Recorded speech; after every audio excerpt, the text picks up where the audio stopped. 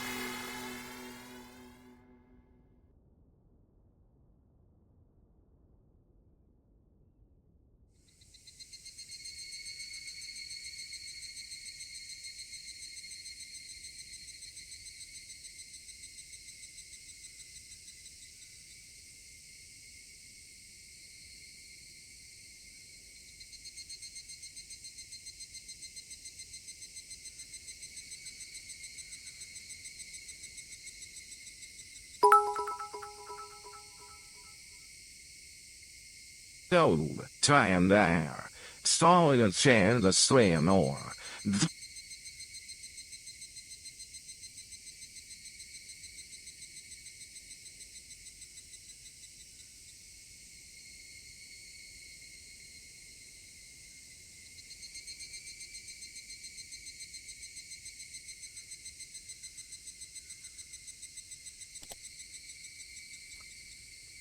It's time.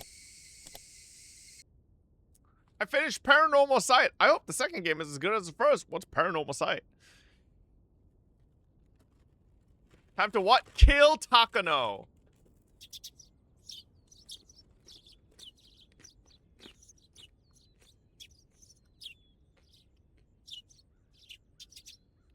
The fuck was that?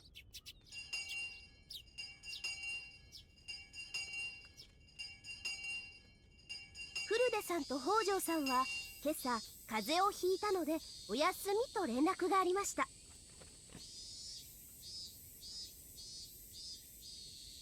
今季節の変わり目で大変風邪をひきやすい時期です。暑いからといってお腹を出したりして寝ないように。いいですね。はーい。 Did you play Higo since last year? How does it take so long to clear the game? Because it's not one game, it's 8 games. Okay? It's like if I played every single Resident Evil game. 二人とも一緒に住んでるから一緒に風邪ひいちゃったんだね。 It's one game, bro? I'm about to fucking flame you to the fucking next county. So, here we go. Resident Evil Requiem. Playtime. 14.6 hours. That's a whole game, right? Now, here we go. Higurashi Chapter 1. 14 hours. Higurashi Chapter 2, 19.4 hours. Higurashi Chapter 3, 18.5 hours. Higurashi Chapter 5, 17.1 hours. Higurashi Chapter 6, 18.9. Bro, each of these fucking chapters are longer than full fucking games, single player. Poppy Playtime? Entirety of Poppy Playtime, Chapter 1, 2, 3, 4, 5, is equivalent to one Higurashi chapter. Okay? Like, what are we talking about, man? I have been taking this long because it's legitimately 8 full games.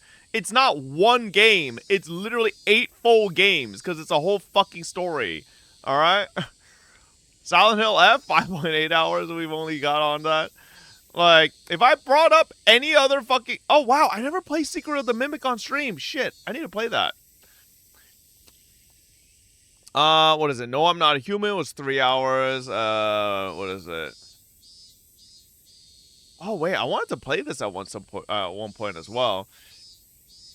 What is it? I'm trying to see any other, like, single-player games. We played through Space Marine 2, 11 hours. Still not a Higurashi chapter, right? We played through, let's see.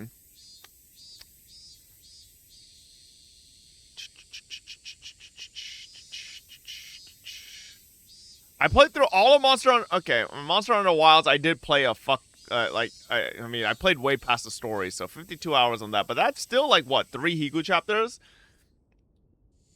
Me side was 4.5 hours. Like, in terms of single player stories, like the Higu chapters are fucking long, man. They're not short. 16.5 hours on a Silent Hill 2? Bro, that's not even fucking one of the longest chapters of Higu, you know? You bought but didn't play Dread Flats as well? Oh, shit. Played a house in Fata Morgana? It's short. What is that? Never play a VN again, bro. No, I'll probably play more visual novels. Visual novels are still, I think, some of my favorite story games we played on. Well, games, and with quotes, I played on stream. Bro,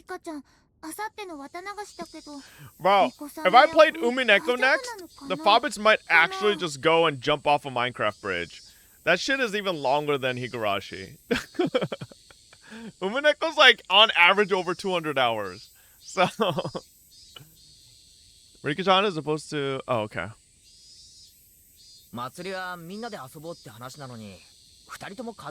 We might be going into 2028 by the time I finish Umineko.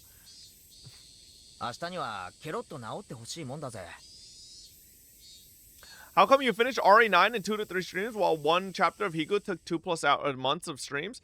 Because Higu chapters are... Higu is just reading, right? Resident Evil has gameplay. And, like, I like gameplay, obviously, over just reading.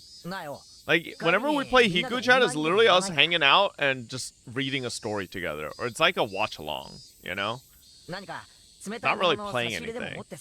My friend had 400+ hours in Umineko. Yeah, Umineko goes long, man.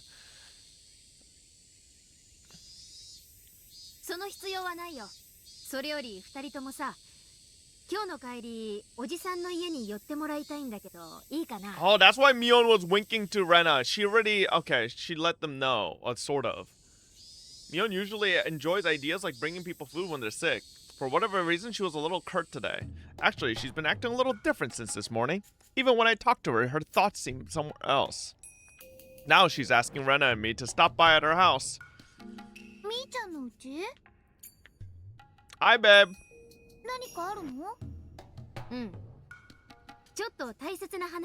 Oh, shit.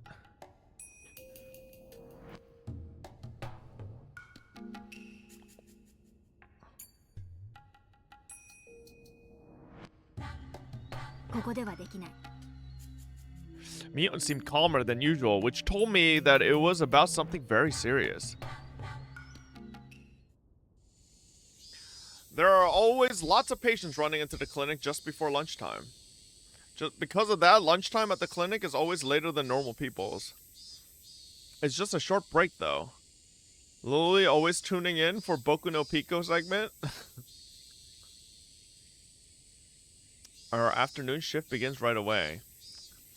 The staff were enjoying their break, eating their delivery lunches. They can eat basically anywhere they want as long as the patients can't see them, and it's not a place we need to keep sterile. Because it's hot and humid, the meeting room with its air conditioner ends up being a popular place. The staff all eat their takeout lunches there. As I'm the director of this clinic, they might feel uncomfortable eating with me around. No, I haven't played Rose Gun Days. I've only done Umineko and now Higurashi. And then there's that other one, right? That newer one that's like, not completed yet. I forget what that one was called. Ciconia? Yeah, Chiconia or whatever it's called. So I usually eat my lunch in the director's office out of consideration for them. Today I ordered lunch from a soba shop. Oh, soba sounds so good. Fuck. I got an extra large serving of mori soba, that is. For whatever reason, they just called the dish an extra large. That makes ordering it complicated, since if I ordered an extra large and a kitsune udon, they'll just deliver an extra large kitsune udon instead. But is this really a large? It looks more like a regular size to me. Holy fat ass. As I recall, the owner of the restaurant has hurt her hip, so she must have been having a hard time keeping things running. I was still thinking about that when Takano-san came in.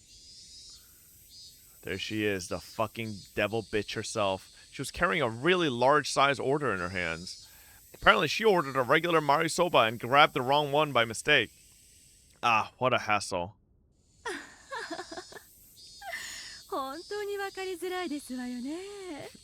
Yeah, I kind of want a shawarma now after we played that stupid fucking game. Let me actually see.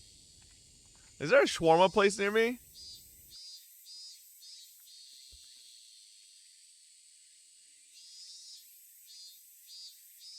One shawarma, and they're like, no, we don't serve you.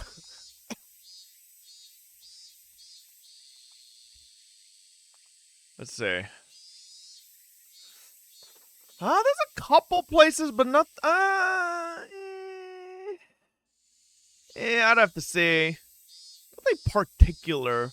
Mediterranean grills. There's a bunch of Mediterranean grills, but have you tried shawarma before? I think I have with Lily, but it's been a minute.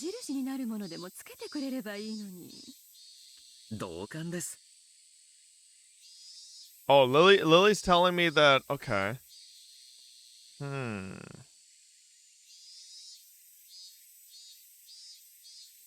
Lily's telling me one of the places we usually order from has shawarma.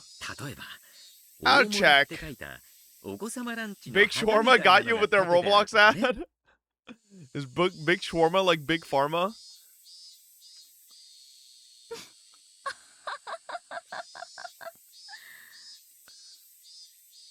Takano-san must have liked that idea. She laughed for a while.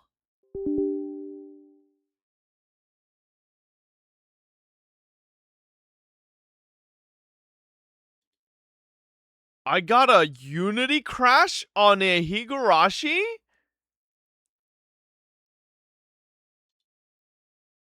That's the first crash I've ever had on Higu in almost 150 hours. What?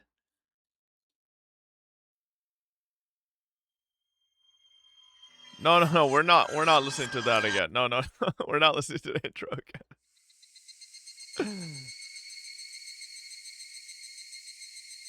Fuck. Weird crash. Huh. Okay, my old laptop crashed because of OBS, not because of Higu.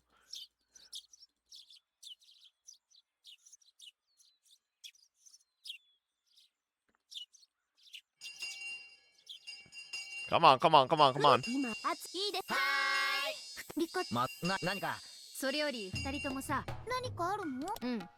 ちょっとここではできない。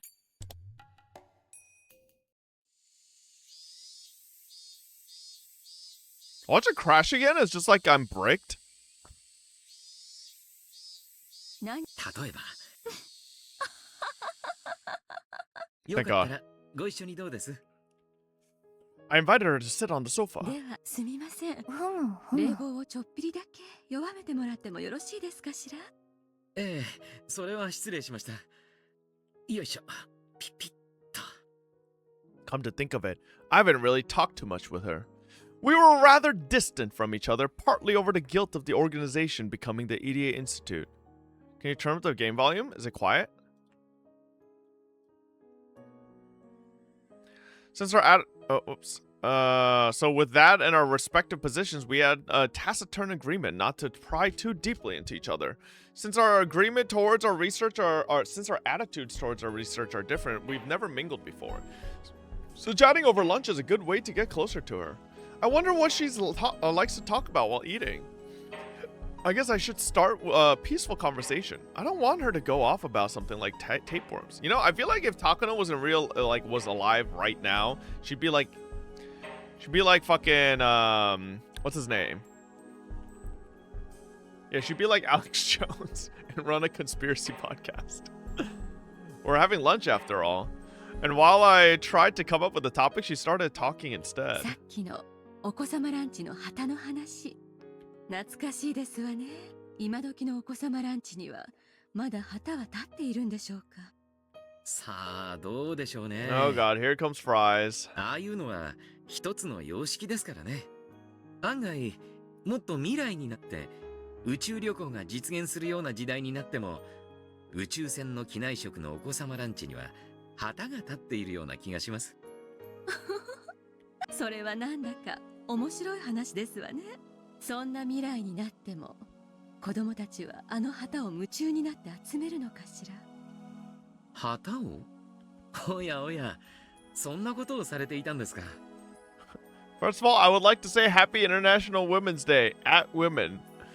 Man, Fries, imagine if you actually had, you know, weren't such a performative male, you would actually have a woman to say that to directly, but instead you're coming to a chat which is 90% men to say Happy International Women's Day.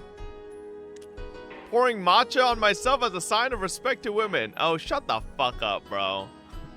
あら、所長は子供の頃にしませんでした。 99%? Yeah, maybe closer to 99. You didn't say it to me? Happy International Women's Day, babe. Woo! I didn't know it was International Women's Day, okay? I bet you also disrespect the ballerina and opera industry. What do you mean? お子様ランチの旗集め。 What a jackass? Bro, what do you mean? まさかまさか。私たち How am I が子 supposed 供 to の know? 頃 I の don't have a お子様ランチと言 calendar. ったら、裕福な家庭でなければなかなかありつけませんでしたよ。私の家ではとてもとても。そんなことありませんわよ。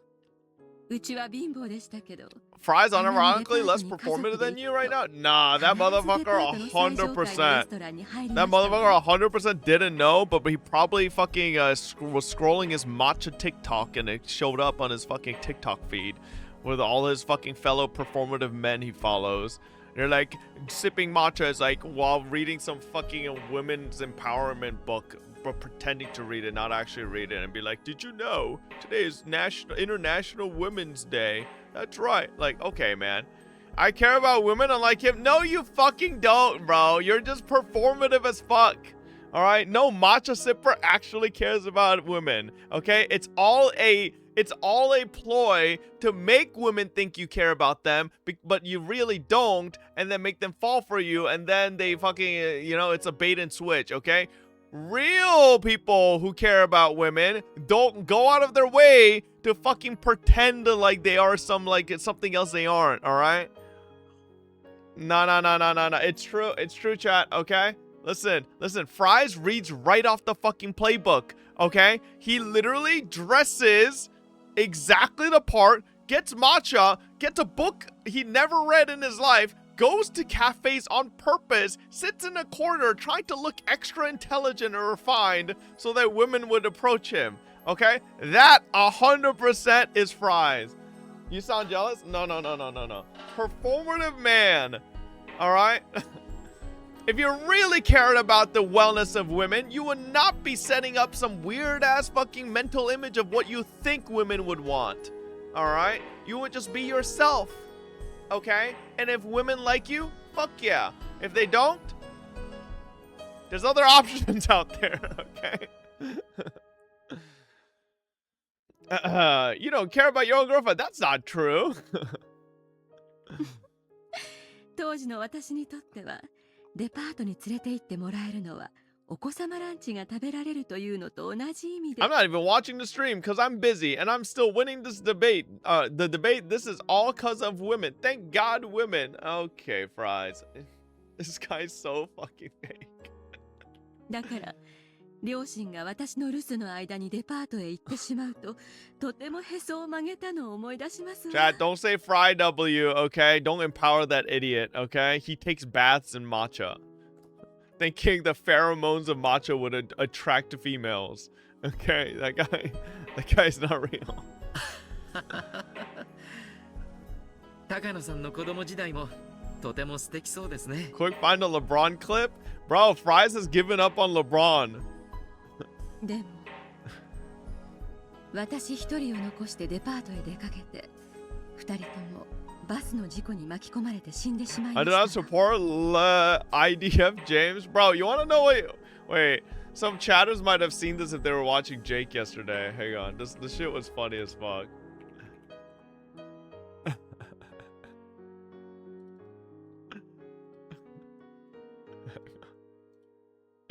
Where is Consume? Chat, don't take any dating advice from Fob because I'm the one that had to slide into his DMs. That's not true. I rated you. What do you mean? I literally rated you yesterday.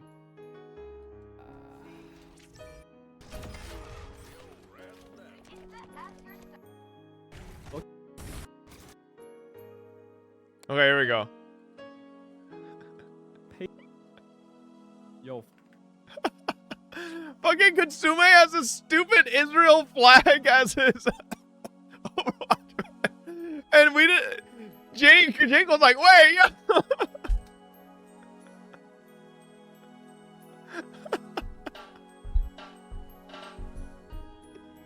Oh my god. At least he's proud. Bro, Consume literally just has it as his fucking banner as a to troll. And then fucking, oh my god. But you know what the funniest thing is? Your I tell Consume to change it, obviously, right? Garrett- And then Consume changes it, and then the first game we get into.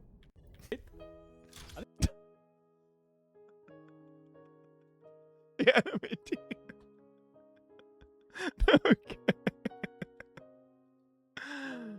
So, bro, you can't. Yeah, you literally can't make this shit up. What's wrong with the Israel flag? It's just there's like a lot of political shit, you know, that I don't want to get into, right?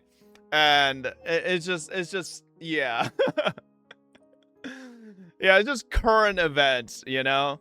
It's just better if you know, as us gotcha streamers who aren't political streamers to just like, you know, keep away from the politics talk. So Consume a Mossad agent.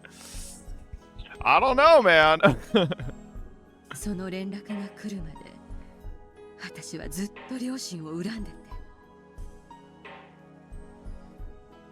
今頃 That voice line was a lot shorter than how much text was there. 私を What 乗り物にし the て美味しいも hell? のを食べてるに違いないって憤慨してて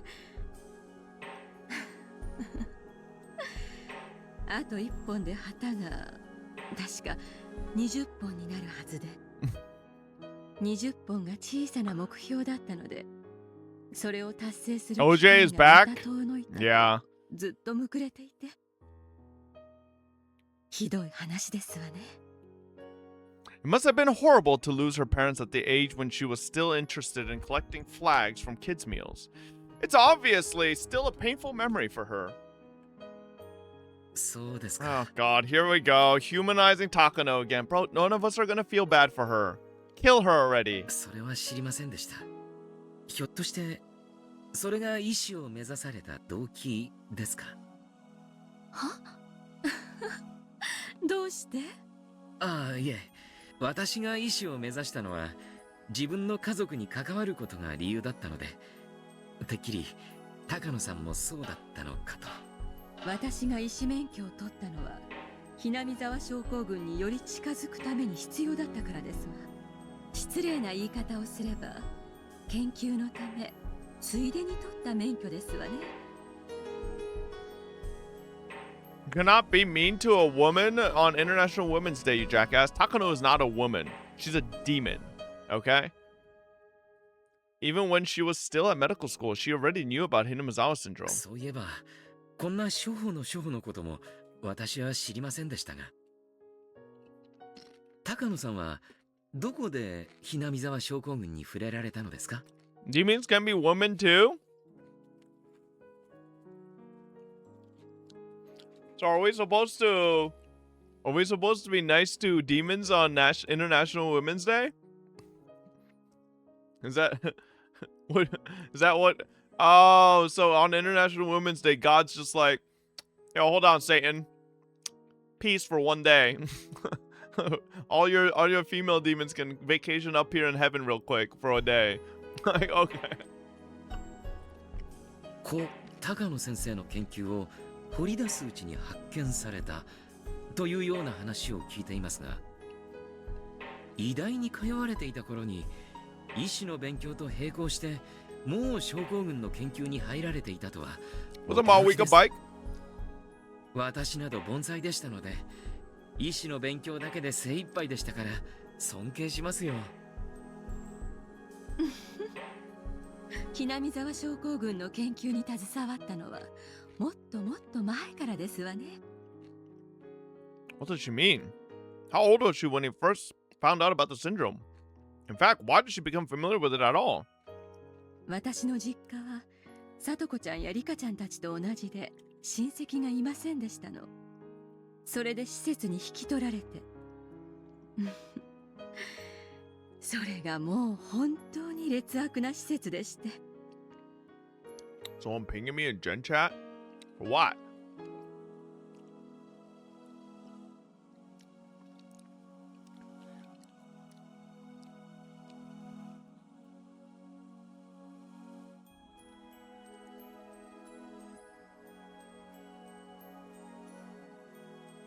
What is dumb Doro fucking pinging me for?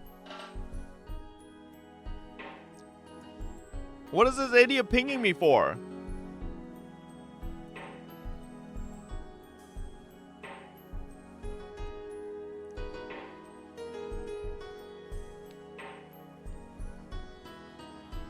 What is he pinging me for? I don't even understand.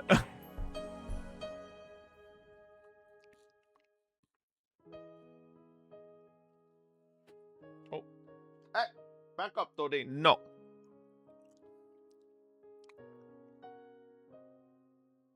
What is this dumbass pinging me for? Hey.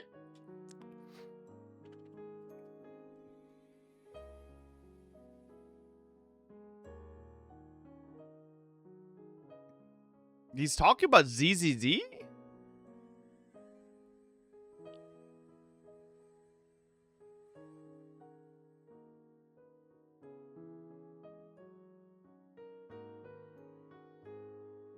Yeah, nobody cares, buddy.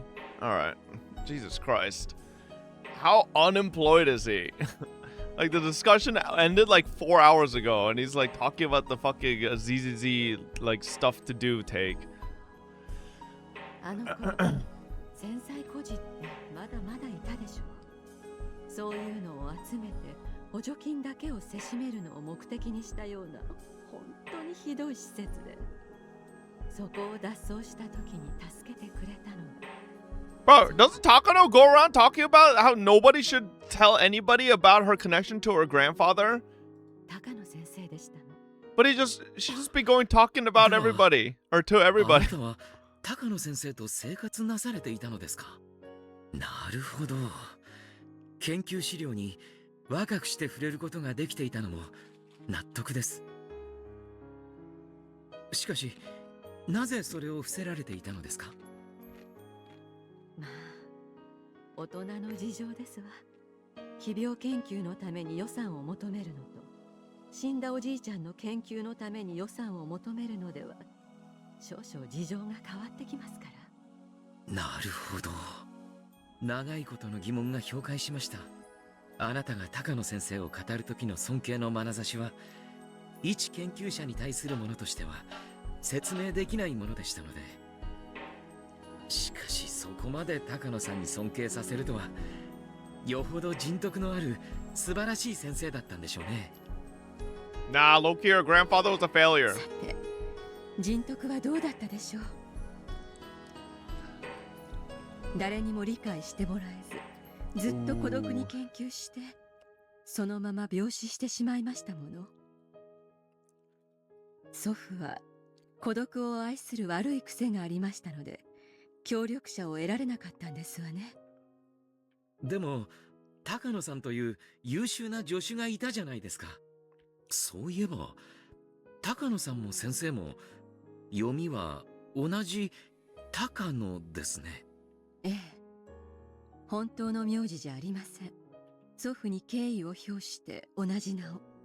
本当は漢字も同じにしたいのですがクライアントに説明するときに誤解されたくないと思い読みだけを残して漢字を変えたんですわ。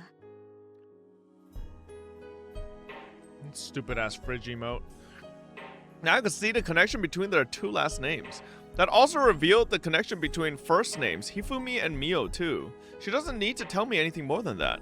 She lost her parents when she was young and Dr. Takano took her in and loved her as if she was his own child. To show her love and respect, she decided to call him her grandfather. Now I know. That's the reason why she's devoted herself to researching Hinazawa syndrome. I now understand how she must feel, knowing her research is soon to be terminated. Rika-chan had said that she was hurt. Although I didn't know anything about it, I may have said something to hurt her before. I only cared about treatment and extermination and didn't care about anything else until today. She must have considered that blasphemous towards her grandfather. Now I know why she became aggressive every time I expressed how I felt. After she was told that her research would be terminated, she stayed up all night and gathered up lots of documents. She went to Tokyo and requested an extension without depending on anyone else, and that request was rejected. The documents she used are now in a box in the underground storage. She must have exerted a lot of effort to put them together. Even someone without any knowledge of our research could easily understand what she was trying to say. However, it looked like some of those documents weren't even opened, and some had marks that told me they weren't treated the way documents are supposed to be. I'm sure some pages had absorbed her tears without me even ever knowing. I heard from Tokyo that Takano-san had left a terrible impression with the board of directors. It's not easy to overturn a bad impression. In other words, she can never request an extension on her research ever again. I was there when she found out about it. I was there when she found out she could no longer continue her grandfather's research, even though she must have promised him that she would complete it. 高野さんは入江機関閉鎖後にも個人研究を続けられますか？入江機関が閉鎖するときには症候群は撲滅されていますわ。病原体をシャーレに残し誰かをさらって感染者にして研究しろと。It sounds exactly what you would do.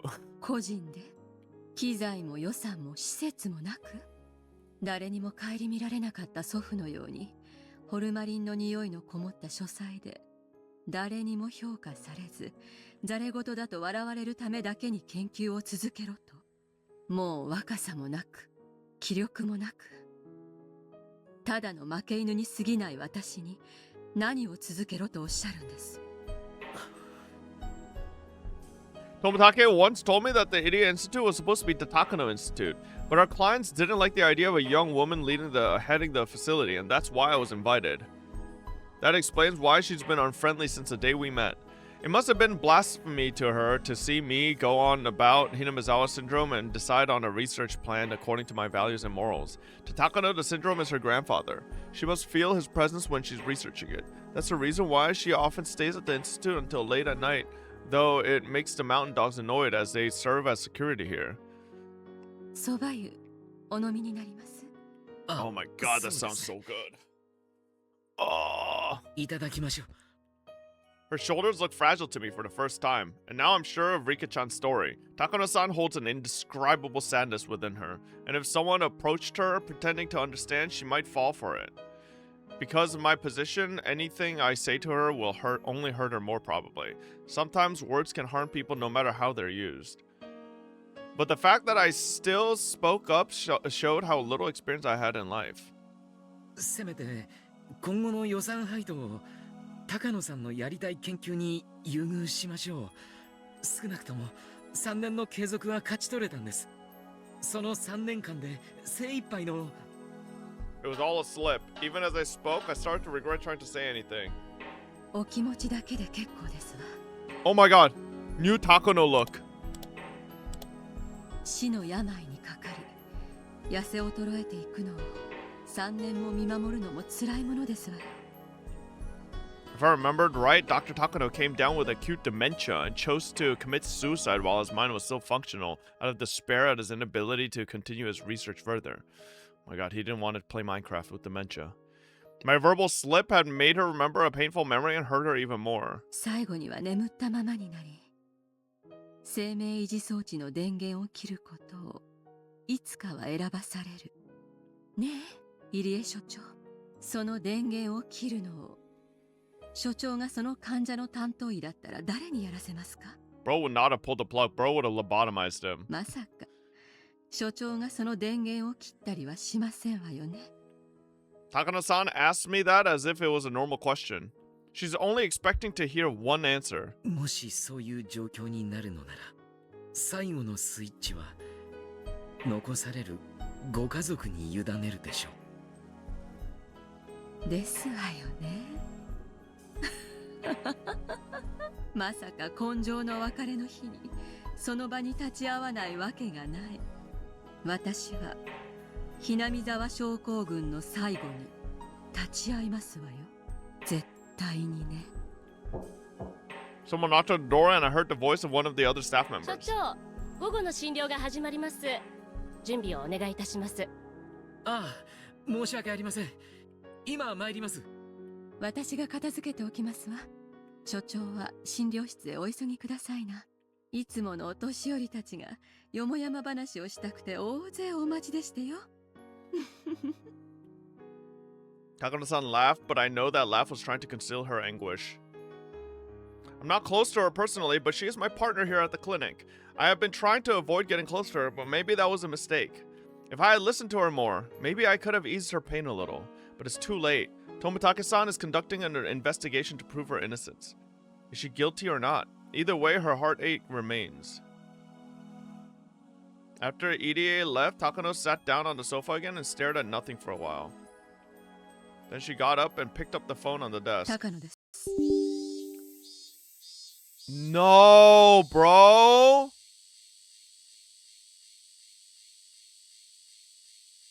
Why am I fatal erroring on Unity? Let me close some stuff just in case. That's 2 fatal errors.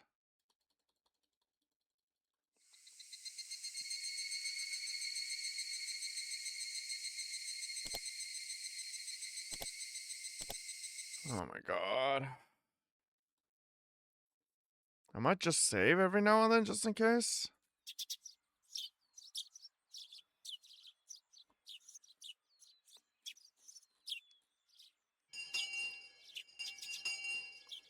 Furudeさん、いいですか？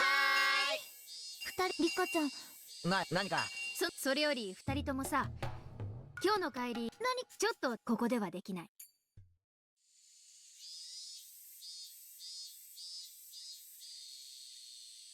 何？例えば。よかった。で、よいしょ。ピッピッ。さ、今ど、あ、は、おこ、わ、そうだ、高野さんの、今にひどい話。ひょ、ああ、失礼。そこは、ひなみ沢証拠、それ、そう、しか、奇病、なし、そう、本当は漢字も同じにしたいのですが、 God damn, we ク read ラ a イアントに lot. 説明するときに誤解されたくないと思い、 Oh. いただき、少なくとも、その絶対に Let me...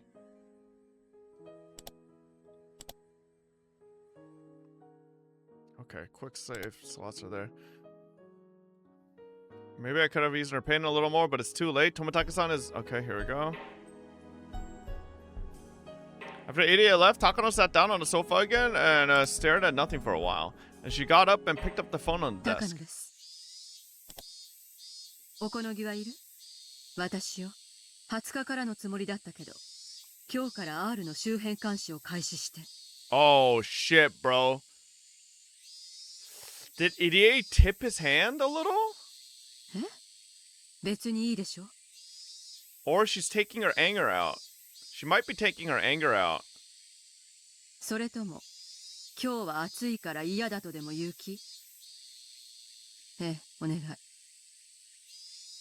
決行日まであと5日。慎重に慎重を重ねても罰は当たらないわ。ええ、よろしく。Damn, the voice change. はい、失礼しますね。Okunogi put down the phone and sighed. Although it's his job to do whatever Takano wants, he couldn't help but complain about getting such an order on such an extremely hot day. Of course, if he complained, Takano would spit back twice as much reproach. Okunogi was sitting in the office of the Okunogi Gardeners, a dummy company. As it happened, they regularly did gardening in Himizawa, if only so that nobody would get suspicious as they see their uniform and band around. やれやれ。ウグイスとヒバリの休暇を取り消して呼び戻せ。R の監視を3日前倒しにしろと。我らの監視体制をすべて3日前倒しにする。初日は白鷺だったな。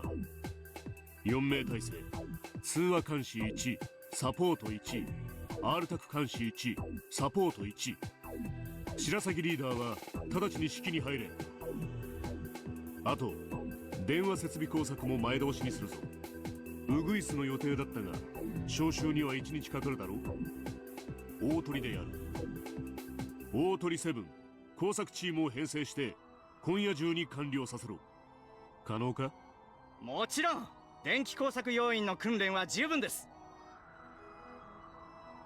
The Mountain Dogs are different from regular battle unit. They're a technical squad formed from specialists in different fields of espionage. There were covert operatives for sabotaging telephone stations like Okunogi just ordered. Ones for wiretapping, intelligence gathering, information manipulation, establishing networks in public institutions, and many others in various specialized fields. They belong to the self-defense force. Some are from fire departments, some are from police departments, and some are civil engineers. Of course, they have some experts in combat as well. Okunogi is one of those combat experts, and he didn't expect too much from the engineers. While they had all gone through the same basic training, what they were capable of was child's play compared to what an expert can do. Okunogi is the leader of a unit made up mostly of members who can't even do 100 push-ups. Really, that was the only complaint he had. He'd rather have been put in charge of the Bloodhounds, but somehow he became the leader of this strange unit maybe because of his cautious yet courageous personality. Since combat was his expertise, Okunogi wished deeply for combat. During the kidnapping incident 5 years ago, the plan was for the resisting criminals to leave the hostage behind on the scene and run after the police stormed in. He recalled the extremely frustrating memory of his combat with that plainclothes officer. That fat old man was acting so arrogantly, but he could have taken him within a matter of seconds. He could have just broken his neck. He could have turned him around and snapped. It would have been so easy for him. You remember the young policeman too. He shot him in his shoulder, but he could have shot at his ear. He was told to go easy on them, so that was the best he could do. He thought of firing a second shot, but there just wasn't time. So the last shot he fired was that reluctant one. Okunogi couldn't believe that such a pathetic battle was his last combat job. Regardless, he had continued to train so that he was ready at any time. Now that the operation had begun, he was hoping that there would be a battle for him to fight. He didn't even need to fire a shot. He didn't even need to punch anyone. All Okunogi wanted was a battle that satisfied his pride, nothing more. はい、少々お待ちください。隊長、外線からお電話です。隊長宛てなのか、社長宛てなのかわかりません。He's also the president of the Okunogi Gardeners. Because of that, the members of the Mountain Dogs call him ちょっ that. と待て、鉛に戻す。つったらんねえ。もうしよったねえ。ほんま。こんなんでこう。で、どちら様んねん。女性です。野村と名乗ってます。Oh shit. おこのぎ社長を指名してます。隊長宛てだ。社長室で。向こうに回してくれ。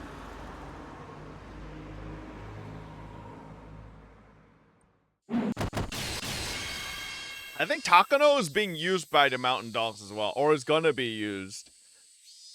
As Nomura bitch seems to be just down to use anybody. Rattle, rattle, crash. I heard a noise which sounded like many buckets crashing down. It's probably a noise from one of Satoko-chan's traps. According to our trap map, anyone going near the wiretapping shack will set off a trap that makes a loud noise. That must have been it just now. I scouted around the shack last night before the girls left. The shack is very secluded and is located in a blind spot where nobody is likely to go. So this noise means something important. It means they've started their observation of Rika-chan. I can't let them notice the girls aren't home. They'll definitely call and come by to confirm they're here. So I have to make sure they think the girls are sick in bed and that they don't hear the phone or the doorbell. The curtains are closed so they can't see what's inside of the house. But to be certain, their beds are stuffed to make it look like they're sleeping.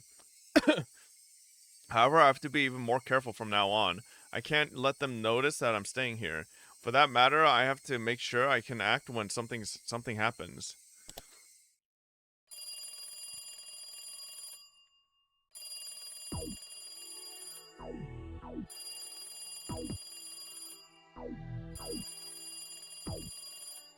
They're already aware that they didn't go to school, so they're probably assuming that they're home, sick in bed. I'm sure they want proof of that. The phone rang for a long time, which convinced me that it was indeed a call from the mountain dogs. If there was no answer on the phone, then the next step would be to come by the house. They'll pretend to be a mailman or a neighbor and knock on the door, but I don't even need to answer it. If the girls are too sick to answer the phone, then they won't notice a knock on the door either. The increased hassle means a higher risk of discovery, but on the other hand, it also proves our enemy is closing in on us. It was actually better for me since I could measure the severity of the situation. Besides, Idia is our ally and he already knows Rika-chan is somewhere else. He's supposed to tell them that he came by because he heard Rika-chan and Satoko-chan missed school, and that the two of them were in bed and should be left alone for a while. He's supposed to say that. They won't doubt Idia. They will believe him. You could call this an advanced level of mutual deceit. They believe that they're deceiving Idia, but in reality, Idia is deceiving them. However, they're professionals and we're a bunch of amateurs. Well, not me, at least. Actually, maybe I'm not an exception. I don't know what they've got until I come face to face with them. Our conditions aren't even. We're leading by a tiny bit because we made the first move. Once that's gone, we don't stand a chance. I promised Rika-chan that I trust her unconditionally. So even without proof, I'm ready to fight. But I can't beat this conspiracy by myself. And to gain help from the others, Toмотaki has to find proof. Toмотaki is in charge of our first attack. That means he's in the most danger too. It's understandable that Rika-chan kept warning him to be very careful. He should have started his investigation as early as last night. If that's the reason why they've begun observing Rika-chan, I can only pray for his safety and the success of his investigation. I heard a voice. Idia had arrived. Satoko-chan ni Rika-san! ご主人様が会心に来ましたよ! I heard footsteps coming up the stairs and a quiet knock. 私一人です。もう少しここへに。この家はすでに敵の監視下にあります。Idia, close the door quickly. お疲れ様です。窓も満足に開けられないとあっては、これは差し入れです。 He handed me a plastic bag. It contained ice cream, cans of juice, some snacks, and even beer. Well, this obviously isn't for Rika-chan. I feel he's being a little careless, but I'm grateful. いかがですか？さっきこの家の電話を盗聴する監視小屋に、それから呼び出しの長すぎる電話が1件。おそらく学校を欠席したことを知り、在宅確認のために電話してきたのでしょう。あなたもリカちゃんたちの様子を見てこいと誰かに言われたのではありませんか？ええ、高野さんからリカさんたちが学校を欠席したのに病院に来ないから不安だと様子を見てきてほしいと言われたんです。うん。やはりリカさんとサトコちゃんの欠席を不審に思われたんでしょうか？いえ、多分富武さんが内定を開始したことと関係があるんじゃないかと思います。もしなかったとしても、今回の動きは彼にとって尻尾をつかむチャンスになるかもしれません。どちらにせよ、もう何かが始まっているということなんですね。そう見て間違いないでしょう。私たちの敵が高野と山犬なのか、そうではないのか。どちらにしても、もう敵は動き出しているのは間違いありません。ひなみ沢村連続開始事件。最初の2年は偶然が重なっただけでした。しかし3年目から高野さんはそれを面白がり、綿流しの夜に何かが起こり続けることを期待しだしたように思います。綿流しのお祭りはあさって。敵が動き始めるタイミングとしては妥当かもしれませんね。そして5年目にリカちゃんを狙う高野か。恐ろしい女です。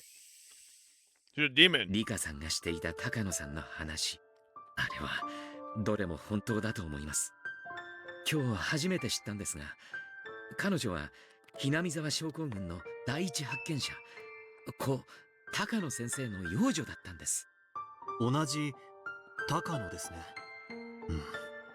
彼女にとってひなみ沢症候群の研究を受け継ぐことは尊敬する祖父との絆だったんです。その研究が打ち切られることが確定した。それは彼女にとって祖父を冒涜するものなんです。すべてリカちゃんの言っていた通りということですね。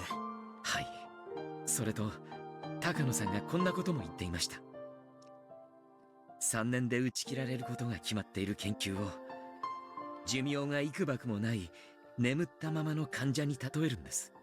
そしてその生命維持装置のスイッチを切るならば、それは残された家族の権利だ。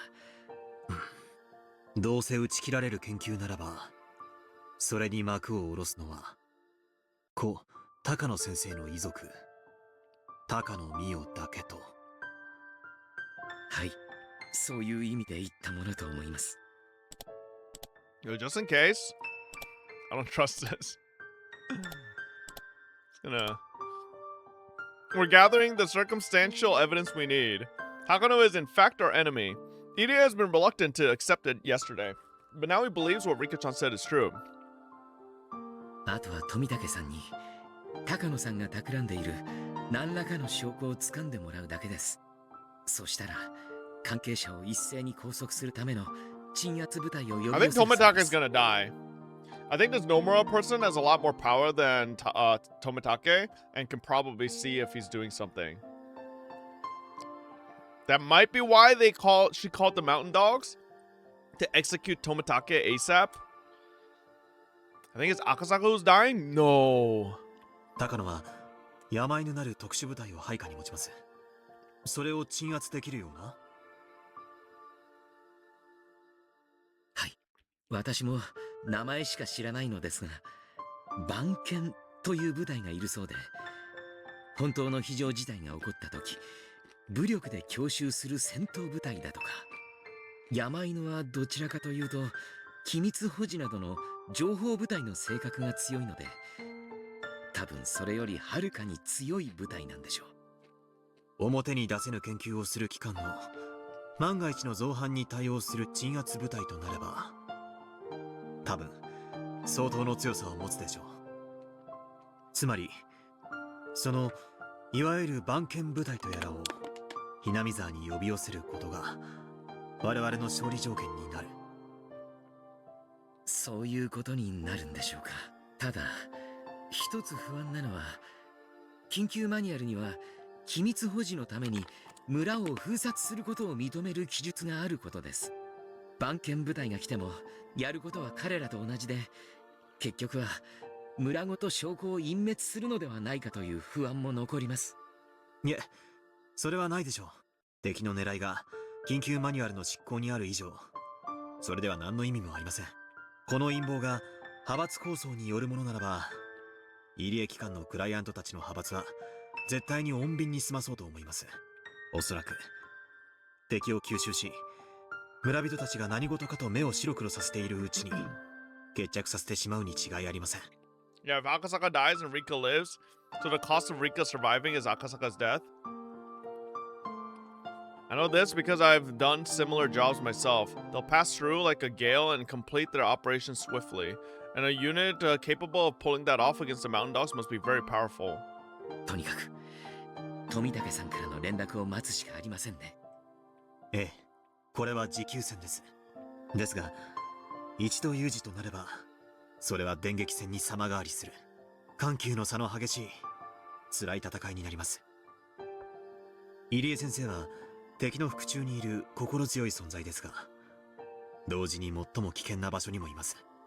常に油断せずにいてください。私たちはリカちゃんの味方になろうと決めた時点ですでに彼らの敵なのですから。はい。 The phone at this house is, of course, being wiretapped, so Edie has to come over to communicate with me. But that won't work in an emergency. A telephone is still better in that case. For those instances, I put together a memo for EDA. There's a method for communicating over a phone that's been bugged. It's something I came up with out of necessity once. これは Ooh, fucking secret spy strategies? 緊急時用の私への電話連絡方法です。絶対に敵に奪われないでください。危険な時には必ず飲み込んで処分するように。Was it revealed that if EDA killed himself or was killed in previous chapters? I can guarantee he was killed. Because EDA was always just a cover for the Institute, right? So it would be perfect to just sell it to the world that EDA like killed himself out of shame or something, right? Rather than anything else. Like I don't think EDA would actually kill himself in shame. I think every time he probably got forced by the mountain dogs or some shit. 盗聴されているのにどうやって電話で連絡を？あなたが受話器を取ればたとえ無言であっても疑われかねないのに。受話器を取らなくても連絡することはできます。少々コツのいる不便なやり方ですが。Oh, maybe call like an X amount of times? そしてそれは敵の動きを最初に察知できるあなたにしか発することができない。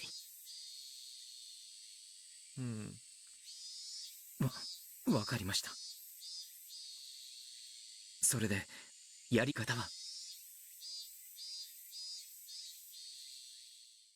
メモに書いてあります。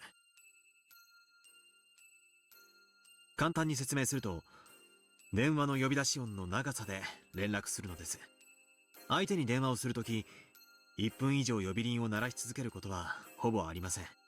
それを利用した呼び出し音による連絡方法です。1分鳴らし続けて切れば、そこは危険。脱出1分半なら緊急事態。直ちにその先邸へ急行せよ。What if someone actually just genuinely is calling your house, Akusaka? こんな感じで30秒区切りで緊急性の高いメッセージが仕込んであります。他のメッセージはメモを見てください。でもこの1分と1分半の2つだけは私の命がかかっていますので。 The message that lets me know my life is in danger is a shorter call. But if it's too short, I'll get it confused with regular phone calls. That's why to signal me, he's supposed to hang up the phone within 3 seconds first, then place the emergency call. The reason why I use such a large difference of time is to make sure there's no misunderstanding. The tones the caller hears and the rings the receiver sends out are a little different. So why he said to let it ring more than a minute? Yeah. But like, couldn't that just also just coincidentally, couldn't someone else do that as well, just randomly? I don't want that little difference to change the message, which is why they had to be 30 seconds apart. まず短く1回鳴らし、1分なら逃げろ。1分半ならリカさんたちのところへ向かえ。What if someone just does a prank call and kills Akasaka? はい、覚えました。少々面倒と思いますが、あくまでも緊急事態用ですので。That is such a small chance? よろしくお願いいたします。I know! わかりました。But it took hundreds of years for Akasaka to finally show up, bro. This entire chapter is about small chance things happening. 危険な時の連絡は任せてください。最後に、もう一つだけ暗記してください。とても嫌な暗号ですが、これも忘れないでください。この連絡に限り、短い1回は不要です。連絡方法は、3分以上呼び出し音を鳴らし続けること。Damn, dude, phones ring for that long back then? They don't just automatically go to answer. I guess they don't have an answering machine. 電話をかけたまま受話器を外し、そのまま放置するのがいいでしょう。その暗号の意味は？連絡員に緊急事態。以後、連絡不能。それは。私の身に危険が及んだ時。はい。緊急時にはこの家へ電話し、そのまま受話器を外し、安全な場所に身を隠してください。ただ、自らの危機を図るのはとても難しいことです。まだ大丈夫、多分大丈夫などと思っているうちに連絡の機会さえ逃してしまいかねません。少しでも嫌な予感がしたら緊急時と判断していいでしょう。陰謀の度合いから考えて敵は私たちを生かしはしません。くれぐれもご用心を。わかりました。その場合あなたはどうするんですか？その際は状況によりますが、私もここを脱出します。あなたに危機が迫る以上、リカちゃんの身にも危険が迫っている可能性が高いですから、私はその崎邸を目指し、リカちゃんたちとの合流を目指します。あくまでもこれは最悪の事態です。このような事態に陥ると決まったわけではありませんので、緊張、どうか気を楽に持たれてください。ですが、油断せずにですね。そうです。He nodded deeply. It's almost time. Something is about to happen. Oh boy.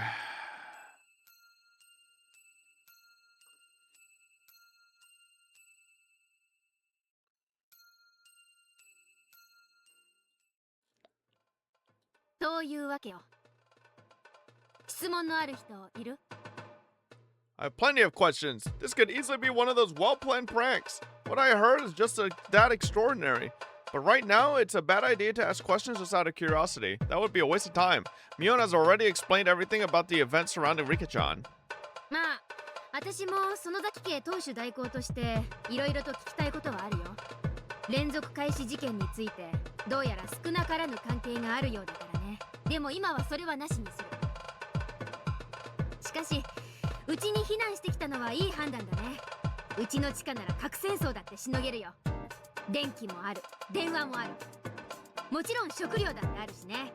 山犬って連中がそんなにも厄介な相手なら、ますますこの村の中でリカちゃんたちをかくまえるのはうちしかありえないよ。みんなを巻き込んでしまって申し訳ないと思いますです。Rika-chan apologized from the bottom of her heart. Rika-chan has been dealing with this strange disease, this Hinumazawa syndrome, as well as these suspicious Tokyo people all by herself until today. She's been trying not to get us involved, and that's why she's dealt with them all by herself.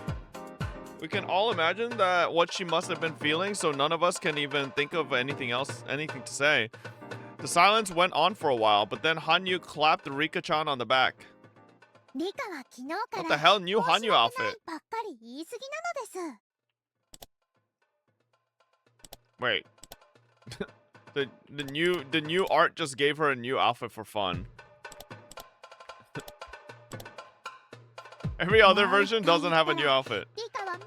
僕にシュークリームをおごる罰ゲームなのですよ。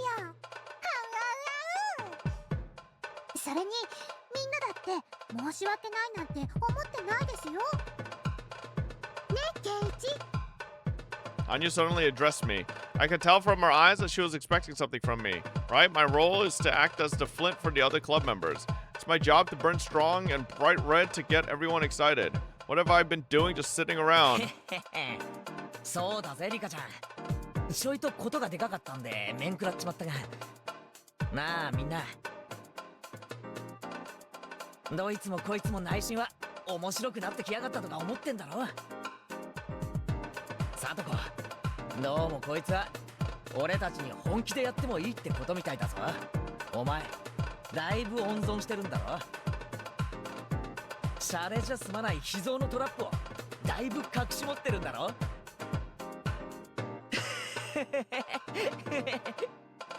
そいつを食らわせてやる。またとないチャンスじゃねえか。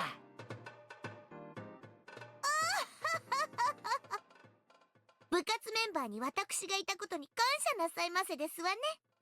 相手が何様だか存じませんけど、本気でやっていいとなれば、たとえ部活メンバーが相手でも塩をためらってきた奇跡の大トラップの数々が惜しげもなく飛び出しますのよ。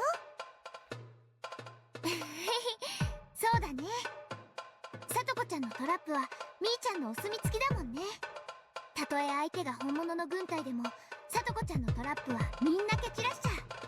とさとこをよいしょしてるが、もちろんレナだって容赦ねえからな。レナは普段はおっとりしてるが、俺はこいつの本気の時を知ってるぜ。レナは本当に戦うべきここ一番では誰にも屈しない強さを持ってる。そいつはかなり半端ない。多分俺でも勝てないと思うぜ。そんなことないよ。ケイチ君だってここ一番の時の爆発力と瞬発力はすごいよ。レナじゃ打ち破れない運命でも打ち破れる気がするもん。 Gotta go through the daily chat, or I guess not daily, but per chapter glaze session, where each member glazes each other. 赤く燃え上がる炎ならレナは青く静かに燃え上がる炎という感じなのです。お、それいい例えだな。真っ赤に燃える男、前原圭一。青く燃える女、竜宮レナ。我が部にその人ありと天下に知らしめる絶好のチャンスだぜ。そしてその最強のメンバーを最強のリーダーが従える。だよな、ミオン。子にして最強、揃えば無敵。それが俺たちの部なんだよな。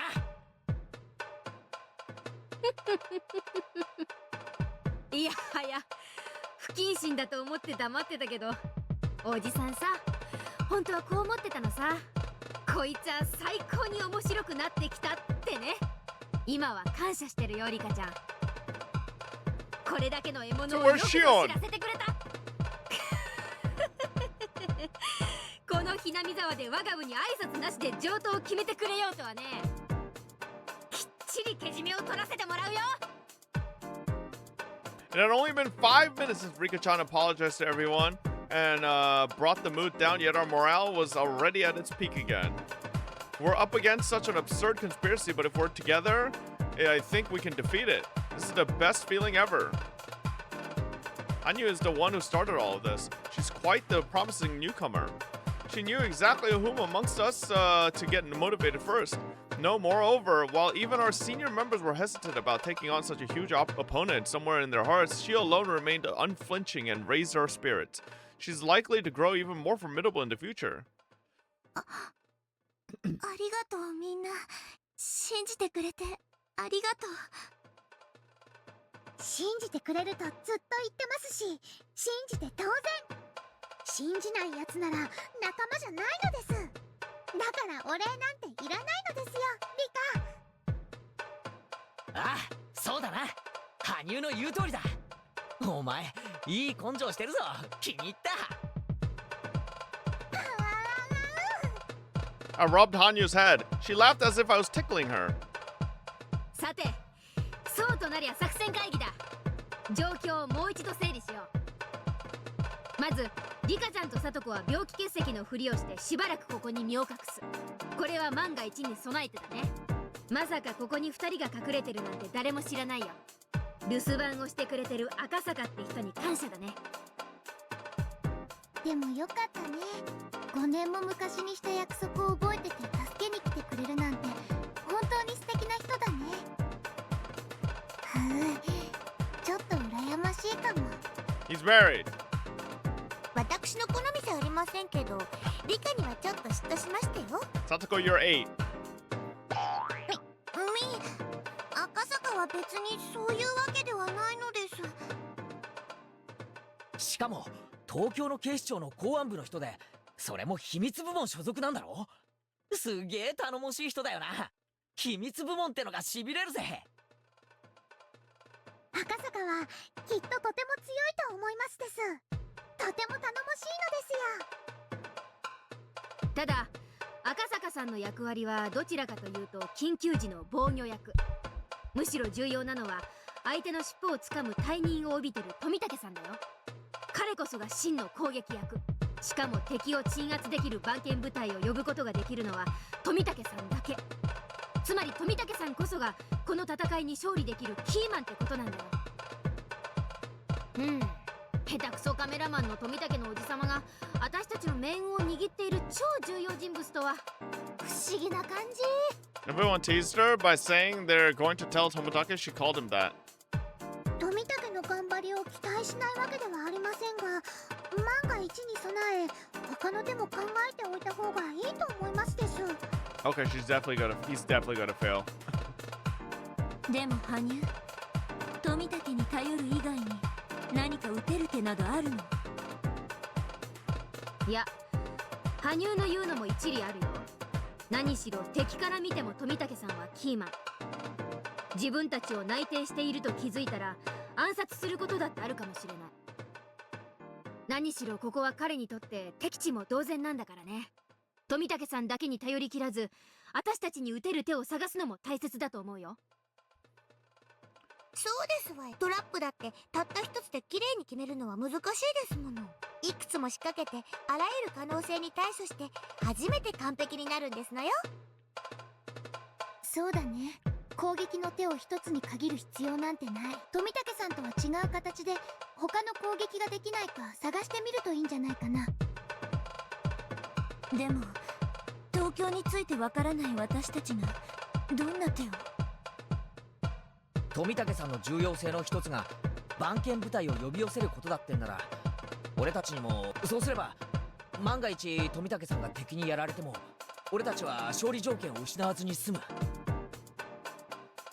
そうだね。富武さんの最大の価値はそこにあるからね。同時にそこがこちらのアキレス腱でもある。事情を話して富武さんに彼らとの連絡の取り方を教えてもらおう。ただ問題なのは富武さん自身が市内に身を隠しちゃってて、こっちから連絡を取る方法がないって点なんだよね。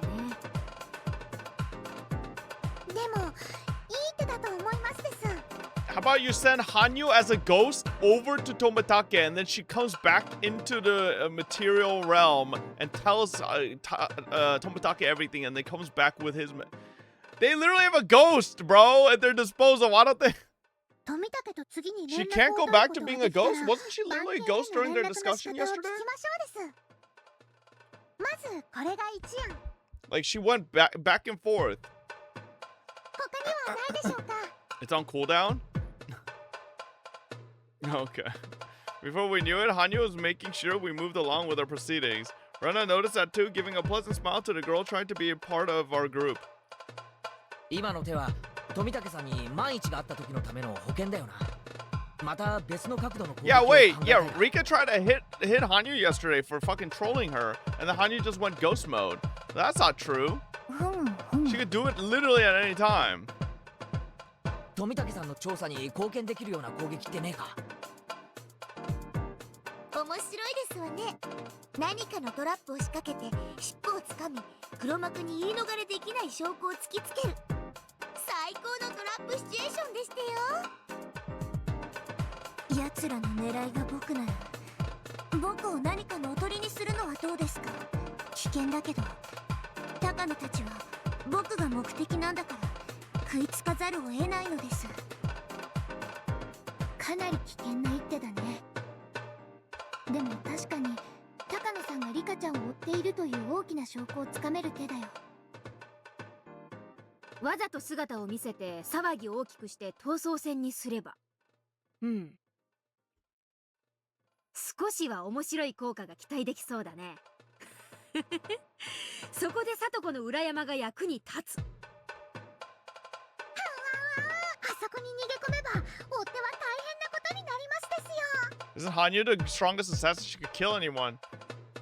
Yeah, well, she doesn't actually use her ghost abilities very well.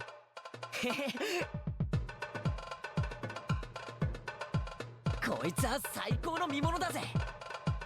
面白くなってきやがった。でもやっぱりそれは最後の一手だと思うかな。裏山にこもれば籠城戦になって状況はだいぶ変わる。この手に訴えるのは本当に最後の最後だと思う。そうですわね。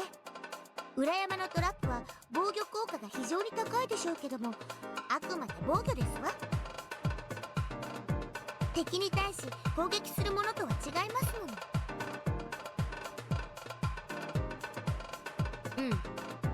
裏山籠城は追い詰められた最後の切り札になるだろうね。これは本当に最後の手段。ここが敵に襲われ、ここを捨てざるを得ない時だけのね。ちなみにうちの地下には隠しトンネルがあって、山中の井戸に抜けられるようになってるんだよ。 Ooh, that's the fucking well where all the bodies are thrown. へえ、すっげえなミオンの家。やっべえ、ますます面白くなってきたぜ。敵は謎の組織で、秘密作戦に秘密基地、秘密の地下道。おお、これで燃えなきゃ男じゃねえぜ。男でなくても燃えまくりなのですよ。さあ、これで2案出ましたです。僕たちはまだまだ思いつきますですよ。もう1案くらい出ないですか？そうだな。 What if Shion's the one that ends up killing Takano? She finds out what happened to Satoshi. 今の案もどっちかというと防御的な案だからな。もっともっと攻撃性の高い我が部にぴったりの案は出ないのかよ。なんていうのかな、相手にガツンと一撃が入って連中の陰謀が頓挫しちまうくらいのすげえやつだよ。僕たちにそんな方法があるのでしょうか？うん、きっとあるよ。レナたちはリカちゃんが思ってるほど無力じゃないし、切り札だってないわけじゃない。彼らにとって重要な、これが重要な切り札になるんだから。リカちゃんをおとりにするっていう意味じゃなくてね。確かに女王感染者が私たちのところにいるのは彼らに対して大きなアドバンテージになるね。連中の目的は何？リカちゃんを殺して緊急マニュアルとやらに従って緊急措置の行使を余儀なくさせ、それを組織内の派閥争いに利用すること。そうだね。そうなの。リカは奴らにとって全てを吹き飛ばす爆弾みたいなものなのです。それを爆発させて大騒ぎを起こし、それに乗じて何かを得するのが奴らの狙い。それを爆発させないのが私たちの勝ちということになると、それはあまりいい状況ではありませんわね。確かにこちらはいつまでもずっと守り続けなくちゃならないけど、まるで片方にしかゴールがないサッカーだよ。その片方 Been a Higo fan for almost a decade. Rena's my favorite. I like Mion, but I feel like Mion hasn't had too much of a role in the last couple chapters. Yeah, she's got a little bit more of a role this chapter. あるはずだよ。こういう時は立場を逆にして考えると見えてくる。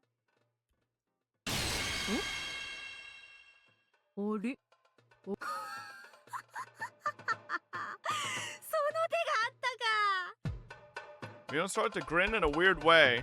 Here she goes. The winds are blowing strong on her side and she's getting into better than top form. Mion is pretty smart. She's great at analyzing situations. That's why when Rika-chan first told her everything, she immediately decided that there was no way for us to win and became depressed. However, while Mion's easily crushed, she's also able to exhibit incredible powers when the winds are on her side. We created that tailwind and now her sail is receiving the push it needed. Rika-chan, もう一度その緊急マニュアルってのは、リカちゃんが死ぬと村人が48。はい、そうなのです。はあ？どうしてリカが死んだこともないのに48時間でそんなことになると分かった。確かにおかしいよそれ。なんで48時間で村人がみんな発狂するなんて決めつけられるんだろう。僕にはよくわからないのです。高野が言うには他の国の例でよく似たケースがあり、 Bunch of bullshit. 入り江も実はちんぷんかんぷんだと言ってましたです。まさか。なるほど。私わかりましたわよ。ああ、俺もわかったぜ。そうかそうか、これは確かに盲点だったぜ。二人とも何がわかったのですか？僕にはわからないのです。わかんない。レナにもわかんないよ。あれレナとリカちゃんはわかんないの？最後までわかんない方は恥ずかしい罰ゲームってことにしようかね。羽生はどう？あんたならとっくにピンときてそうだね。わかってますですよ。 I mean, Pop didn't get it? I think it's pretty obvious. でも重要人物だったのです。 I think if they fake Rika's death, right? And then it's been an X amount of hours and it'd be like, これはリカとレナへのヒントなのですよ。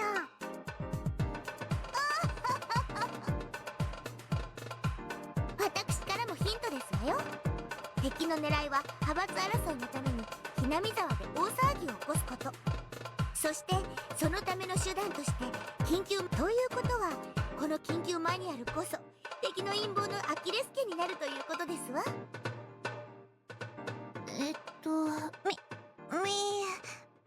わかんないのです。リカ、僕に今まで意地悪してごめんなさいと謝ったら答えを教えてあげますですよ。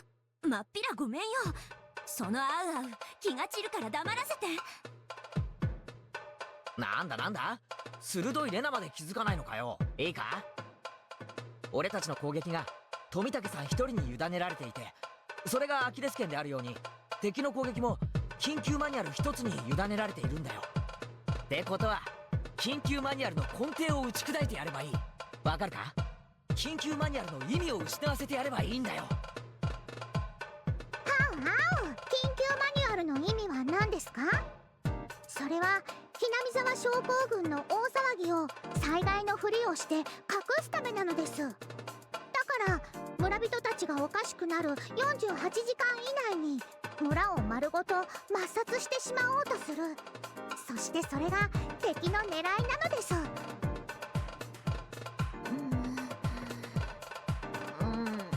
ということで、僕を殺さなければその48時間は始まらな何よ、二人とももう答えを口にいい？じゃあ答えを教えてあげよう。みんないい？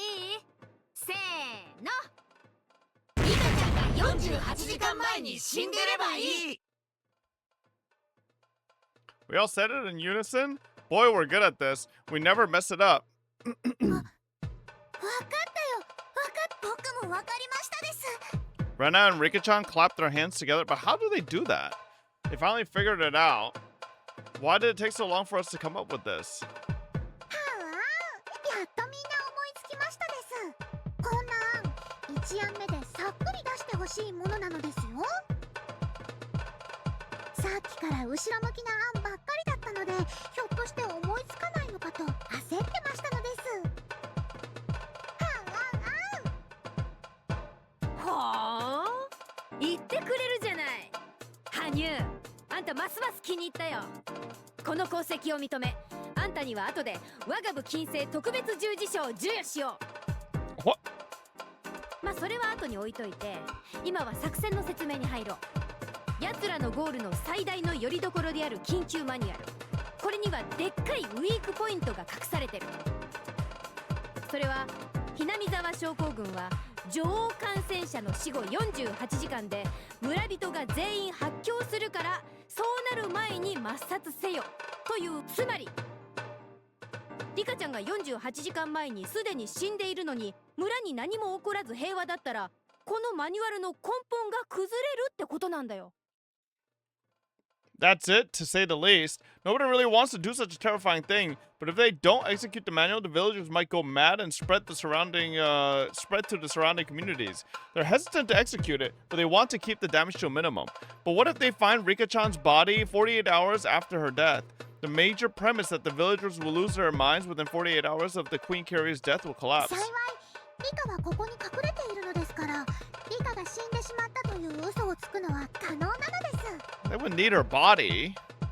リカちゃんが世間に目撃されたのは昨日の学校が最後だから、それから48時間だから、あさっっての早朝くらいに死体が見つかったということになるととても好都合だね。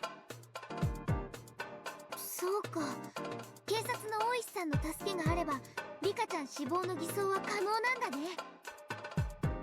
その通りですわ。大石さんにうまくやってもらってリカの死体が見つかり、それが死後48時間経過してるって嘘を発表してもらうんですの。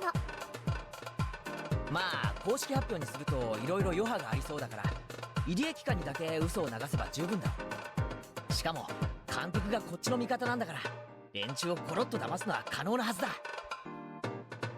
You can't call the institute.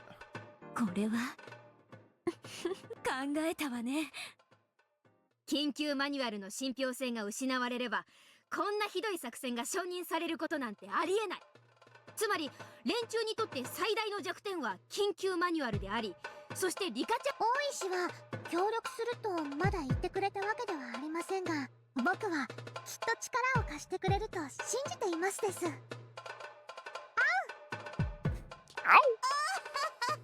これは愉快なトラップになりましたよ。高野さんが慌てふためく姿が目に浮かぶようですわ。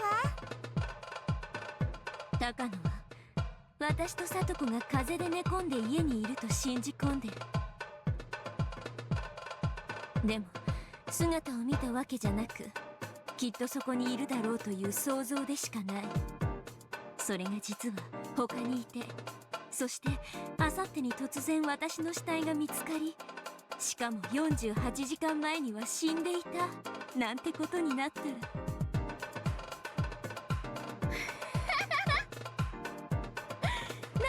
すっごい痛快なことになりそうだね。となれば黒幕たちはこの緊急マニュアル作戦が失敗したと判断して撤退するだろうね。ここで私たちの攻守が逆転する。そこまで至ればきっと敵の動揺の隙をついて富武さんが何かをつかむ。そして陰謀を鎮圧するために富武が番犬のワンワンを呼び寄せて敵をやっつけてくれるのです。 When's the bad things gonna start happening? 僕たちのゴールなのです。 Everything's still going well, way too well. よっしゃー、見えてきたじゃねえか、俺たちの勝ち方が。しかも最高に俺たちにぴったりの騙し方だぜ。Everything's been going too well for 2 chapters. 気に入った、最高に気に入った。We all encountered each other with a hip hip hooray. Or, what was that? Encouraged? This is definitely getting really, really interesting. Still, what's key is that the claim of Rika-chan being dead for 48 hours is believable. For that, we'll need Oishi-san's help.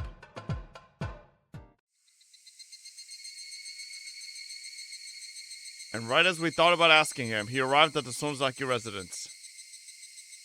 Oishi-san knows that Rika-chan is hiding here. He also knows that some of the members of the Mountain Dogs have infiltrated the police station. They've even wiretapped Rika-chan's home phone. So the safest way to contact her, he figured, is in person. 先ほど入江先生にお会いしましてね。赤坂さんはうまいことやってて無事ですと伝え、あの人は5年前とは比べ物にならないくらい、あの砦は彼なら守りを務められるでしょう。Oishi-san loosened his tie while drinking his barley tea. I bet he never thought he'd end up drinking a glass of barley tea at the home of his old enemy, the Sonozaki family. それで大石、この48時間作戦なのですが、どう思いますですか？ねえ、なかなか面白い作戦だと思います。敵に対する強力な揺さぶりになるでしょう。おそらく敵は動揺し、焦ってミスを犯すはずです。それは富武さんにとって掴むべき尻尾となるに違いありません。いや、実にうまい作戦ですよ。3人集まればなんとかって言いますが、若い皆さんがこれだけ集まるといいアイデアも出てくるもんです。Oishi laughed in admiration and assured us that the operation would definitely make an impact. However, he hesitated a little too. こいつは大勝負になります。勝っても負けても私はこの作戦の責任を取らされるでしょう。うまくごまかすつもりですが、下手をすりゃちょいと痛い目にも合うでしょう。ちょいと覚悟が必要です。In our 48-hour operation, Oishi ends up bearing most of the responsibility. And the police are a strict organization. There's no guarantee they won't investigate. Oishi-san is planning to retire this year. He needs his pension in order to pay off his mortgage. He's at a very delicate point in his life. While this is a big deal for Rika-chan, it's a lot to ask of Oishi too. He has to risk throwing away everything for our sakes. 私もこの48時間作戦。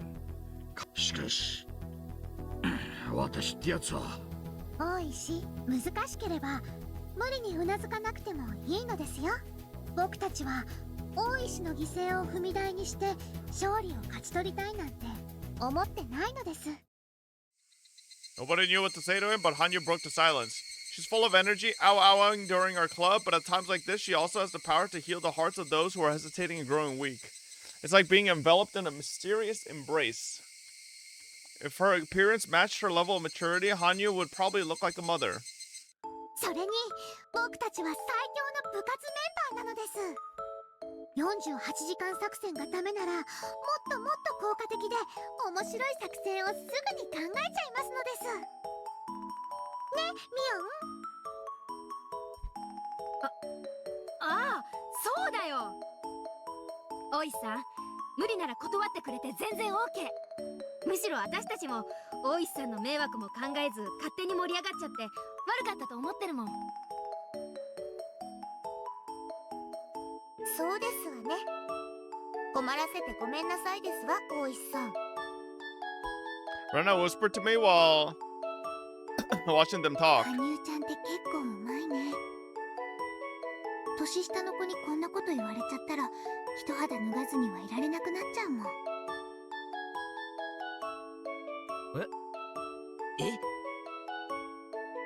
って羽生が慰めてるのってそういう意味があるのかよ。みー、だって羽生は本当は僕よりずっとタヌキなのですよ。As Oishi-san moaned and groaned, Hanyu looked over and grinned wickedly at us. I take it back, this girl, she really is sly. Hanyu is more dangerous than I thought. Next time we do a club activity, I really have to watch out. ちょっと一晩だけ時間をください。Motherfucker, we have like 3 days until 信 Watanagashi. 頼できる人間に打ち明けて協力を求めてみます。Oh no, bro. Don't do it. Don't do it. 大丈夫。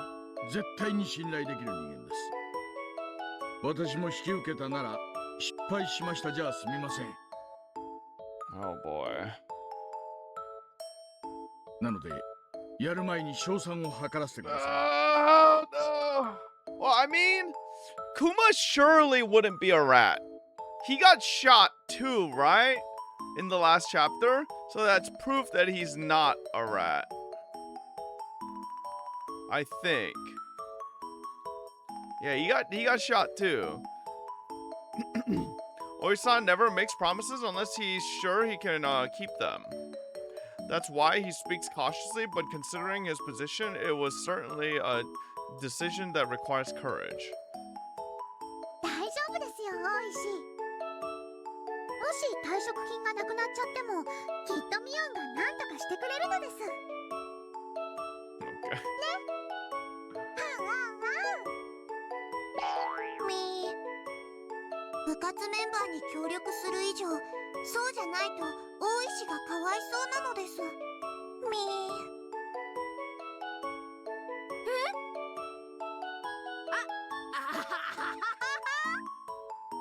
まあね、おじさんの家はこう見えてもお金持ちだからね。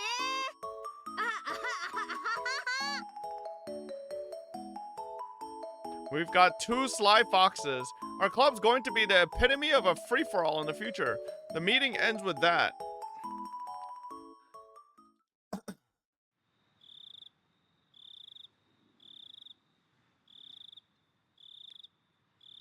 We'll find out if we can go ahead with the 48-hour operation or not by tomorrow, depending on Oishi-san's answer. We haven't heard from Tomotake-san yet, but I am sure he started his investigation on Takano-san. The coach and Akasaka-san have to wait patiently, each surrounded by the enemy. They're both in very dangerous positions, so I'll just have to pray for their safety. And then there's Takano-san. I'm still having a hard time believing she's involved in such a vast conspiracy. If someone told me the whole thing was a lie, I might even believe them. That's why I want Tomitake-san to investigate. She's mysterious and a bit cold, but she can be fun to be around too. Also, I've always thought of her as one of the villagers. It hurts more than a little to suspect one of your own. I can understand about what Tomitake-san is going through. This doesn't have to be an investigation to confirm her guilt. Instead, I want him to prove that she is not guilty. It's too painful for people to doubt one another.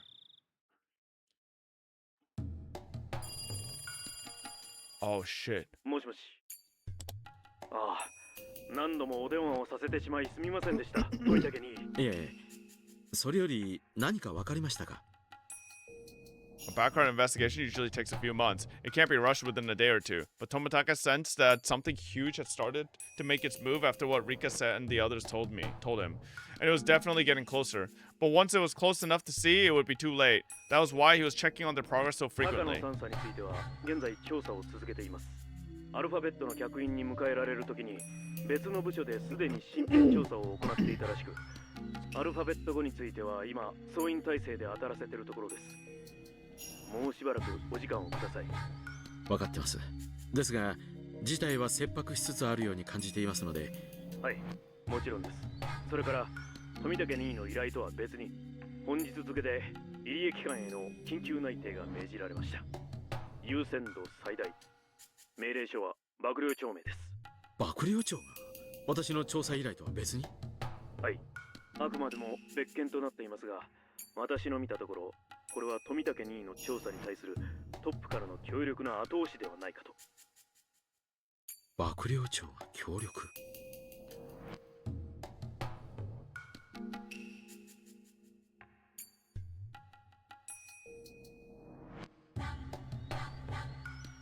What does this mean? The only thing I can assume is that the top members of the JGSDF have realized the danger of the conspiracy surrounding the Idia Institute. Like Rika-chan said, if this conspiracy's intent is to execute the emergency manual, then the opposing camp will try to stop that from happening. My request for an investigation is the first step in putting a stop to their plans. So if the masterminds were influencing the chief of staff, he'd probably try to shut my investigation down. But he's supporting it instead, which probably means that the chief of staff isn't my enemy. In fact, he might belong to the opposing camp. No, it's hard to say if he belongs to them or not. He might just be under order from the ones pulling the strings for the opposing camp. If that's true, then the enemy has already noticed something, and it's possible that they'll start exerting pressure soon enough. So how much can I find out before that happens? I don't know much about the top brass. Still, for the chief of staff to get involved. Putting aside if Takano-san is guilty or not, I'm certain that something extremely big is starting to happen around the Idia Institute. まだ分析は終わっていませんが、入江機関内の予算の動きに不審があるようです。単なる書類のミスなのか、何かの工作なのかは現在腕利きに表せています。口座に不審とは何です？はい、入江機関の運営資金用に分配口座があるのはご存知かと思います。そこの数字が微妙に合いません。プール金への流出、もしくは不明金の流入の可能性があるとのことです。また、領収書の日付にも不審な点があり、捏造の疑いが持たれています。Oh.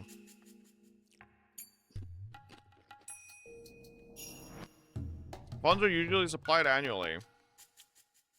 For example, if a budget of 1 million yen is approved, 1 million is supplied in April, and the facility manages those funds so they can keep things running for 1 year. So depending on how they use the money, it's possible to have some left over at the end of the year. If they only use 900,000 yen, they will have 100,000 left. Then for the following year, they'll be told, as they only needed 900,000 yen, 900,000 yen should be enough. Furthermore, there should be 100,000 yen left over, so they should only need 800,000 the following year. Therefore, they only get 800,000 yen when April comes around, which is 200,000 yen less than the previous year. As some of you have already noticed, the more leftover money you have, the fewer funds you receive the next year. Therefore, it's smart to use up your entire budget. But some people try to get by until the end of the year, and if there's 100,000 yen left, they try to make it look like as though they've used up the money, even when it's in fact in a safe somewhere. They report that they've used exactly 1 million yen, and they get another 1 million for the following year. Yet there's still 100,000 yen sitting in a safe. This 100,000 yen is called a pooled fund or a slush fund. If they keep running with only 900,000 yen per year, then 100,000 yen will be added to the slush fund in the safe annually. And only a handful of people will know about that money. This is how public funds get embezzled or turned into private money. As we previously mentioned, the Alphabet Project is using this exact trick, and certain masterminds are pulling in huge amounts of public funding. To avoid this kind of situation, there's an audit of accounts performed every year and oversight to ensure no one's fattening their pockets or creating slush funds. By the way, it's been said that the reason why civil engineering projects tend to start up at the end of the year is so they won't have that 100,000 yen left, but that's not relevant right now. Why'd you tell us then? The point is that they have to work hard to get the funds they want. Well, that's an example of having some money left over, which is certainly not bad. However, it can also be possible that there isn't enough money. After all, they're only granted 1 year's worth of funds, so they can't delve into a savings account like we do in our lives. That excess money just doesn't exist. Therefore, an estimate report should never show more expenditure than revenue. If that happens, that means there is some extra money other than what was supplied. That's how slush funds are discovered. Tomitake was told that if it was still under investigation, but the Idiot Institute's suspicious financial records could be either case. The former would be fine. It's quite common after all. But if it was the latter, there could be something quite nasty lying beneath the surface. In other words, it was quite possible that funding was coming into the Idiot Institute from someone other than the formal sponsors. To be more exact, there was a chance someone was interfering with the Idiot Institute by supplying funds. Tomitake was having his men look into the possibility of Takano and the Mountain Dogs rebelling against Tokyo. While it was certainly possible for Takano to do so because of her personal investment in their research project, it was hard to believe that the Mountain Dogs could betray their employers out of sympathy. For the dogs to take part in Takano's conspiracy, a huge amount of money would have to be involved.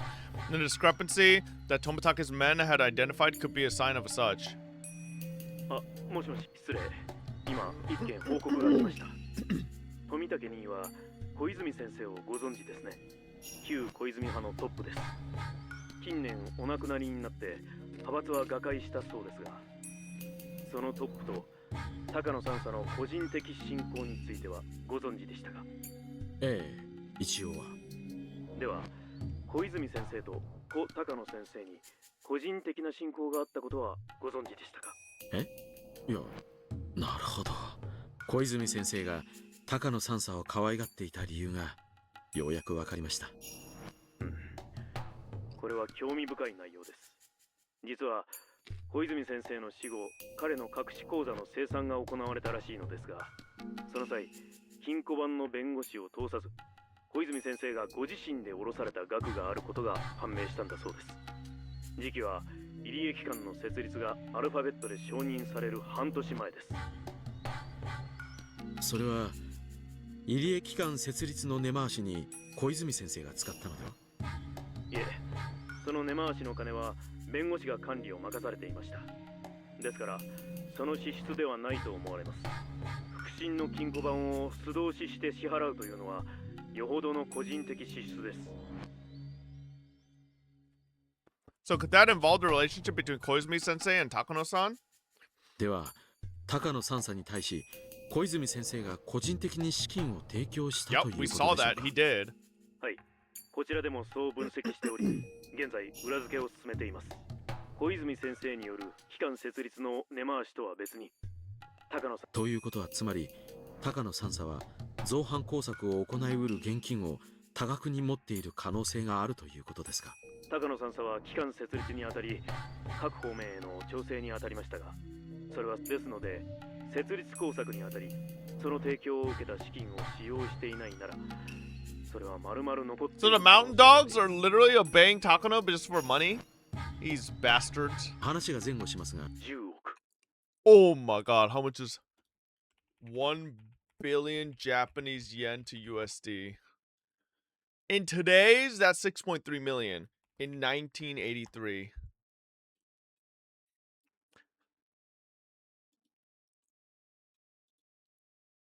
Hold up. Would have been 4.25 million.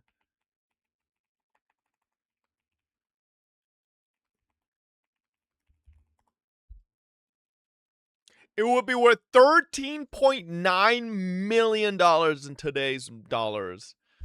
Damn. そんなに I'm very close to Takano-san, but I had no idea she was so rich. Actually, she's rather tight with her money. She's tight, alright. She never acted as if she had a billion yen just sitting around. But then, that money isn't just money to her. It's a form of support from her dear grandfather's friend. So she'd have to save it for when she needed it the most. If the new board of directors had even a little interest in her research, she would have used the money on them, but they simply laughed at her.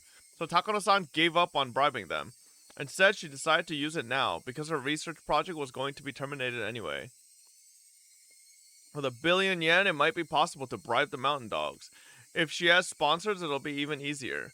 Her grandfather couldn't complete his life's work, but she's planning a magnificent conclusion for it. Shit. Those can't be her true intentions. Someone has to be deceiving her. Takano-san, I'm sorry. I'm sorry I didn't notice your sorrow, even though I've been right beside you. Oh, shut your simp ass up. This fucking... Oh, brother.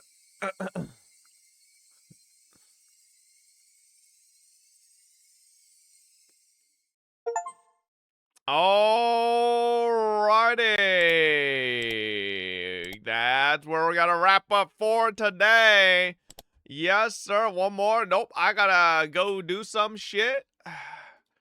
I will see y'all tomorrow. Tomorrow we have a Where Winds Meet sponsor. We might do Higu after Where Winds Meet tomorrow. Just because we're kinda in the meat and potatoes, you know? I'm a little interested, so you won't? I don't know. Anyways, I'll see y'all tomorrow. Thank you guys for hanging out as always. What do you want? What do you want? What do you want, ugly? What do you want? What do you want, ugly? What do you want? You're so ugly. You're an ugly rat. You're an ugly rat dog. What do you want? Oh, what do you want, huh? What do you want? What do you want? What do you want? What do you want? Huh? Who's an ugly boy? Who's an ugly boy? Alright, I'll see y'all tomorrow. Good night, everybody.